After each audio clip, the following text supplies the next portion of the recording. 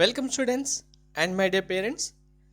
జేడబ్ల్యూఈ 2026 online application form fill చేస్తున్న టైంలో మీకు కనుక ఇలా ఎర్రర్ మెసేజ్ వచ్చింది అంటే మీరు ఇంకా జేఈ అప్లికేషన్ ఫామ్ సబ్మిట్ చేయడానికి ఎటువంటి ఆప్షన్ ఉండదు, మీరు సబ్మిట్ చేయలేరు. అందుకే వీడియో ఆన్లైన్ అప్లికేషన్ ఎలా ఫిల్ చేయాలనేది చూసిన తర్వాత చేయండి అని చెప్తే చాలామంది అసలు ఏది పట్టించుకోకుండా హరీగా అప్లికేషన్ ఫిల్ చేసి మిస్టేక్ చేసేస్తున్నారు. ఇలా మిస్టేక్ వచ్చిన స్టూడెంట్స్ కూడా ఉన్నారు. ఇలా వచ్చిందంటే మాత్రం దీనికి ఆల్టర్నేటివ్ సొల్యూషన్ ఏమీ లేదు. ఇది ఎందుకు వస్తుంది, ఇంకా ఫర్దర్గా అప్లికేషన్ ఫిల్ చేసిపోయే వాళ్ళైనా ఈ మిస్టేక్ చేయకుండా ఉండాలంటే ఏం చేయాలనేది క్లారిటీగా ఇప్పుడు చూపిస్తాను. వీడియో స్కిప్ చేయకుండా చూడండి, లైక్ చేసి తప్పకుండా షేర్ చేయండి. కంప్లీట్ గైడెన్స్ కోసం ఛానల్ సబ్స్క్రైబ్ చేసుకొని బెల్ బటన్ అయితే ప్రెస్ చేయండి. ఈ మెసేజ్ ఎందుకు వస్తుంది అనేది చూడండి. The uploaded photo does not match the captured photo, please upload the correct photo again to processed further. ఇక్కడ please upload the correct photo అని వచ్చింది, కానీ మరి కరెక్ట్ ఫోటో మీకు అప్లోడ్ చేయడానికి ఉంటుందా లేదా అనేది కూడా నేను చెప్తాను.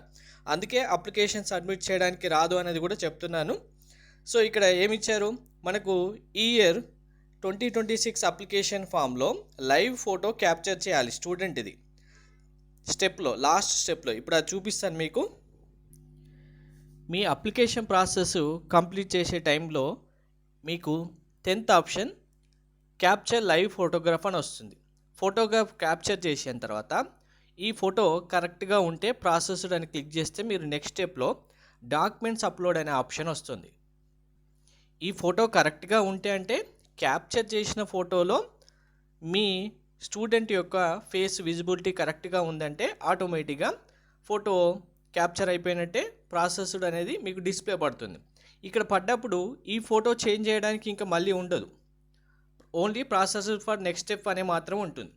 ఇక్కడే అసలు ట్విస్ట్ ఏంటంటే డాక్యుమెంట్స్ అప్లోడ్కి వెళ్ళాలి ఇప్పుడు. సో ఇప్పుడు ఈ స్టెప్లో మీరు ఫిజికల్గా ఇక్కడ చూడండి, photograph with 80% face without marks అనేది ఉంది కదా. మీరు పాస్పోర్ట్ సైజ్ ఫోటో ఫిజికల్గా ఇప్పుడు అప్లోడ్ చేయాలి. ఇప్పుడు అప్లోడ్ చేసినప్పుడు ఎన్టీఏ ఇక్కడ క్రియేట్ చేసిన అప్లికేషన్ ఫామ్ ఎలా ఉంది అంటే, క్యాప్చర్ చేసిన ఫోటోకి మీరు డాక్యుమెంట్స్ అప్లోడ్ చేసిన ఫోటోకి మ్యాచ్ అయ్యేలాగా ఉంటేనే ఇక్కడ మీకు ఫోటో అప్లోడ్ అవుతుంది, లేదు అంటే అవ్వదు. సో మరి బ్యాక్ వెళ్ళి క్యాప్చర్ చేసిన ఫోటో మళ్ళీ రీక్యాప్చర్ చేయడానికి ఒకవేళ ఫర్దర్గా ఛాన్స్ ఇస్తే కానీ మీరు చేసుకోవచ్చు. మీకు ఒకవేళ అలా వచ్చిందంటే చేయండి, లేదు అంటే మాత్రం ఈ రీక్యాప్చర్ చేయడానికి ఆప్షన్ ఉండదు. ఇక్కడ డాక్యుమెంట్స్ అప్లోడ్లో మరి ఆ ఫోటోని ఇక్కడ అప్లోడ్ చేద్దామంటే కనుక ఎన్టీఏ ఇమేజ్ అప్లోడ్కి రూల్స్ పెట్టింది. మీరు ఇక్కడ సిస్టంలో ఇప్పుడు ఆల్రెడీ ఫోటో ఉంది కదా అని చెప్పి ఈ ఫోటోని తీసుకొని మీరు ప్రింట్అవుట్ తీసుకొని లేదంటే ఫోటో స్టూడియోకి వెళ్ళి అప్లోడ్ చేస్తే అలాంటి ఫొటోస్ యాక్సెప్ట్ చేయమని క్లియర్గా మెన్షన్ చేసింది. అంటే ఎడిటెడ్ ఫొటోస్, మ్యానిపులేటెడ్ ఫొటోస్ ఎటువంటివి యాక్సెప్ట్ చేయరు అని చెప్పడం జరిగింది.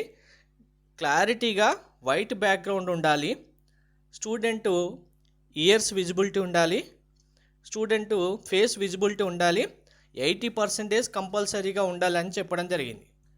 అందుకే మీకు అప్లికేషన్ ఫిల్ చేసే టైంలో నేను ఆన్లైన్ అప్లికేషన్ ఫిల్ చేస్తూ చూపించిన వీడియోలో దీని గురించే మినిమం 3 minutes వీడియోలో చెప్పాను.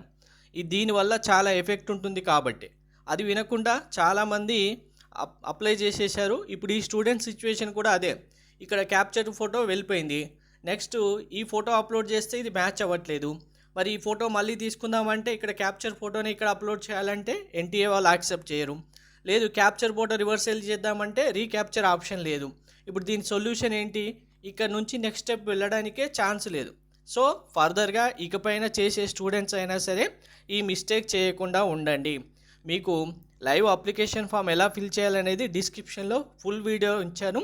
ఒకసారి వీడియో చూసిన తర్వాత అప్లికేషన్ చేయండి, నెక్స్ట్ ఫర్దర్గా చేసే వాళ్ళైనా. Thank you.